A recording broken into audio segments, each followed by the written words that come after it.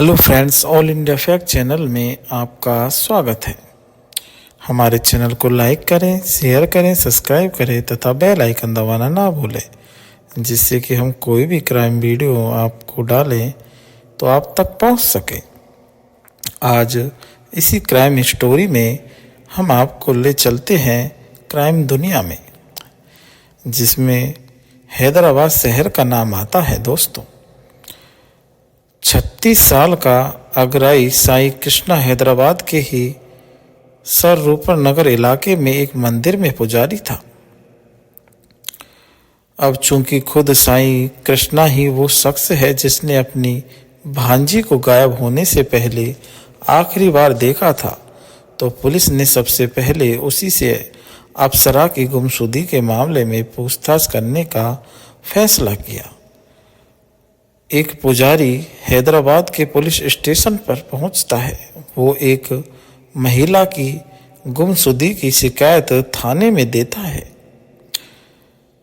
Police मामले की गंभीरता को समझते हुए शिकायत मिलते ही रिपोर्ट दर्ज कर लेती है। इसके बाद शुरू होती है उस महिला की तलाश।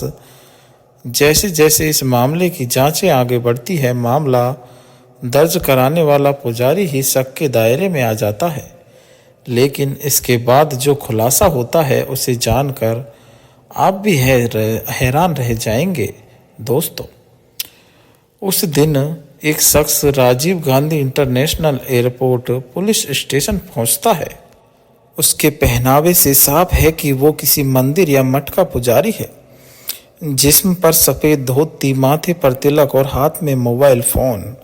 ये आदमी पुलिस को अपना नाम अयाग्री साईं कृष्णा बताता है और कहता है कि उसे अपनी भांजी की गुमशुदगी की रिपोर्ट लिखानी है। वो बताता है कि उसने अपनी भांजी कुरुगांती अप्सरा को 2 दिन पहले यानी 3 जून की रात को शामसाबाद इलाके में ड्रॉप किया था, क्योंकि उसे वहां से अपने दोस्तों के पास भद्राचलम जाना था। लेकिन इसके बाद ना तो वो भद्राचलम पहुंची, ना ही अपने घर हैदराबाद वापस लौटी। ऊपर से अब उसका मोबाइल फ़ोन भी स्विच ऑफ हो चुका है। ऐसे में वो अपनी भांजी के गायब होने की रिपोर्ट लिखवाना चाहता है ताकि उसे ढूंढा जा सके। 36 साल का अय्यारी साईं कृष्णा हैदराबाद के ही सरूर नगर इलाके में पुजारी है। अब चूंकि खुद साईं कृष्णा ही वो शख्स है जिसने अपनी भांजी को गायब होने से पहले आखिरी बार देखा था, पुलिस सबसे पहले साईं कृष्ण से ही अप्सरा के गुमशुदगी के मामले में जांच करने का फैसला जारी करती है और उससे पूछताछ शुरू करती जाती है।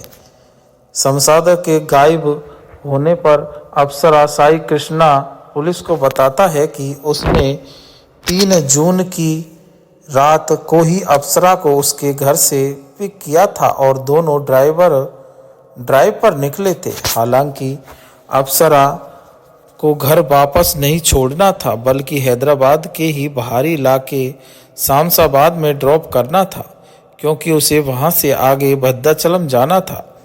उसने वैसा ही किया भी, लेकिन इसके बाद से उसका कोई पता नहीं चला।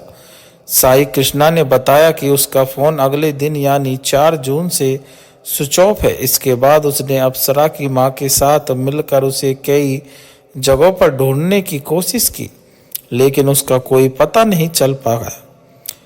हैदराबाद की पुलिस ने सबसे पहले साईं कृष्ण के बयान की तस्दीक की। अप्सरा की मां ने पूछताछ में ये कबूल किया कि वाकई 3 जून की रात को उसका भाई उसकी बेटी को अपने साथ घुमाने के लिए लेकर गया था। ऐसे में पुलिस ने मामले की तस्दीक की शुरुआत उसी सरूनगर इलाके से करने का फैसला किया, जहां से कृष्णा साईं ने अप्सरा को पिकअप किया था। पुलिस ने सरूनगर के शामसाबाद तक के 21 किलोमीटर के पूरे रास्ते में लगे तमाम सीसीटीवी कैमरे की स्कैनिंग करने की शुरुआत की, ताकि ये पता चल सके कि आखिरकार अप्सरा कहां से गायब और कैसे गायब हो गई। लेकिन जब पुलिस की जांच आगे बढ़ी तो अप्सरा की गुमशुदगी के मामले का पहला क्लू हाथ लग गया।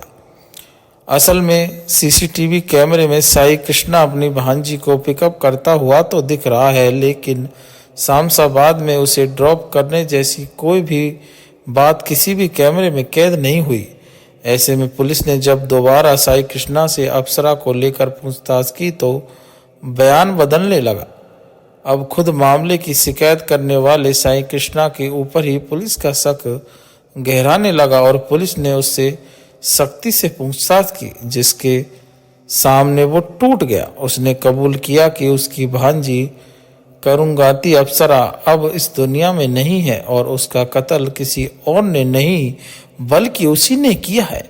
इसके बाद साई कृष्ण ने कत्ल के मोटिव और कत्ल को अंजाम देने से लेकर लाश को ठिकाने लगाने की जो कहानी बताई, उसे सुनकर खुद पुलिस वाले भी रोंगटे खड़े हो गए। असल में साई कृष्णा शादीशुदा होने और खुद को 2 बच्चों का पिता होने के बावजूद अपनी ही भांजी के साथ रिश्ते में था और अब भांजी अप्सरा उसे इस रिश्ते को नाम देने की मांग करने लगी थी। यानी अप्सरा चाहती थी कि साई कृष्णा अपनी पत्नी और बच्चे को छोड़कर उससे शादी कर ले, लेकिन साई कृष्णा के लिए ऐसा करना मुमकिन नहीं था। ऐसे में शादी के मसले पर ही दोनों में अक्सर लड़ाइयाँ होती थी और तब रोज की झिकझिक से निजात पाने के लिए उसने अपनी भांजी की हत्या करने का फैसला कर लिया था। इस साजिश के मुताबिक पहले तो उसने भांजी को 3 जून की रात को घुमाने ले जाने के बहाने पिकअप किया और फिर शामसाबाद में ही एक सुनसान जगह पर ले जाकर उसे आखिरी बार समझाने की कोशिश की, लेकिन जब वो राजी नहीं हुई तो साई कृष्णा ने एक भारी पत्थर से सिर कुचलकर अपनी भांजी अप्सरा की हत्या कर दी। फिर उसकी लाश को कार की डिग्गी में रखा और ठिकाने लगाने के लिए निकल पड़ा। मौका को देखकर उसने अपने मंदिर के पीछे मौजूद मंडल रेवेन्यू अफसर के दफ्तर के पास एक मेन हॉल में पहले ही अप्सरा की लाश डाल दी और फिर सबूत मिटाने के लिए ऊपर 2 ट्रक मिट्टी भी डलवा दिया। इसी दौरान उसने अप्सरा की मां से मुलाकात कर उसके बारे में पूछताछ की और खुद ही जाकर गुमशुदगी की रिपोर्ट लिखवाने की भी बात कही। इस बीच जब एक दिन बाद उसने महसूस किया कि मेन हॉल के ऊपर मिट्टी डलवाने के बावजूद बाहर लाश की बदबू आ रही है, तो उसने मेन हॉल के ढक्कन को सीमेंट से पूरी तरह सील करवा दिया। लेकिन इतना सब कुछ करने के बावजूद गुमशुदगी की रिपोर्ट दर्ज करवाने के बाद खुद अपने ही बयानों में उलझकर उसकी पोल खुल गई और उसे गिरफ्तार कर लिया गया।